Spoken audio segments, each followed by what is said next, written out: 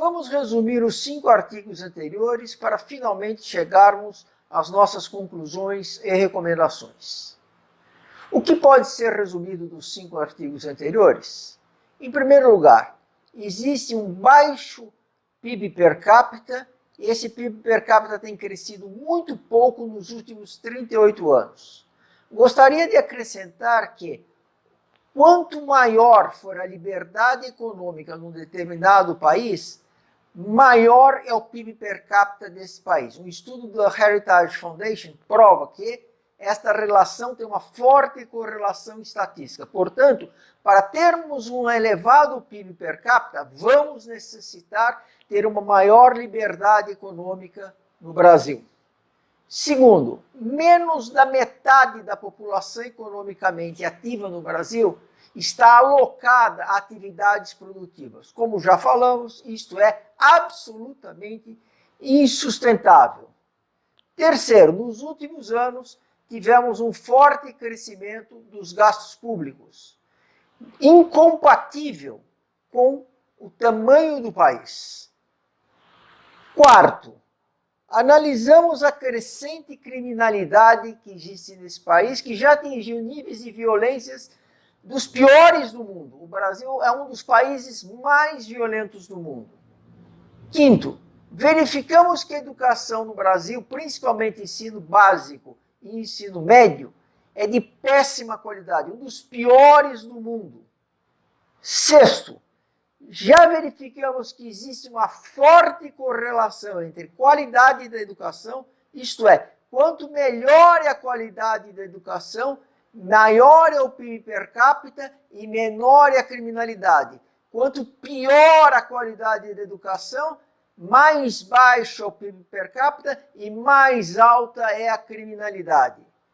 Sétimo, nós temos que tomar os exemplos dos países que têm as melhores educações média e básica do mundo. Isto é, temos que parar de investir em instalações e parar de gastar dinheiro inutilmente com ensino superior. Tem que se investir principalmente no docente, para que esse venha se qualificar e capacitar para transferir essas capacitações, esses conhecimentos aos alunos do ensino médio e ensino básico.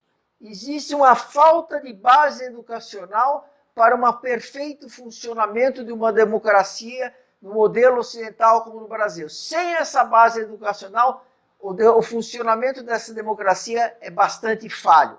E, finalmente, verificamos que a Constituição brasileira foi feita olhando para resolver os problemas do passado, não os problemas do futuro. Isso tem implicado numa necessidade de enorme quantidade de emendas constitucionais. As emendas constitucionais hoje são 10 vezes o número de emendas constitucionais que ocorre nas maioria dos países. Isto é um esforço gigantesco para toda hora fazer um remendo na Constituição. Se nós olharmos esse conjunto de questões analisadas, a primeira coisa que nós podemos perceber é que existem hoje, no atual governo, alguns ministérios que já estão começando a endereçar algumas das questões.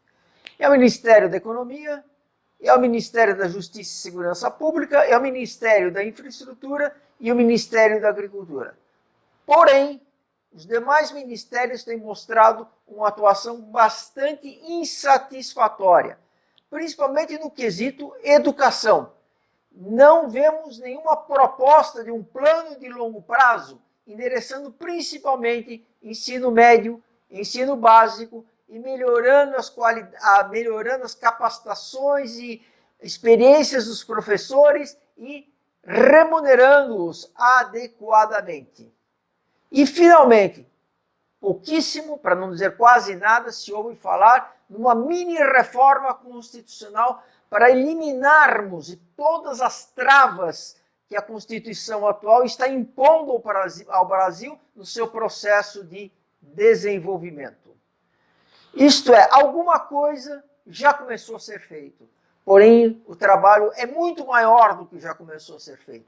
Isto é, alguma esperança já existe, mas nós não sabemos ainda se o trabalho será completo. Isto é algo que nós teremos algum tempo para ver. Por outro lado, existem outros indícios de que alguma coisa está vindo para melhor. Movimentos suprapartidários, isto é, independentes de partidos políticos e ideologias, estão se preocupando em formar novos cidadãos para o exercício correto da política. Isto é, estão se preocupando em formar novos vereadores, prefeitos, deputados, senadores e até mesmo um presidente.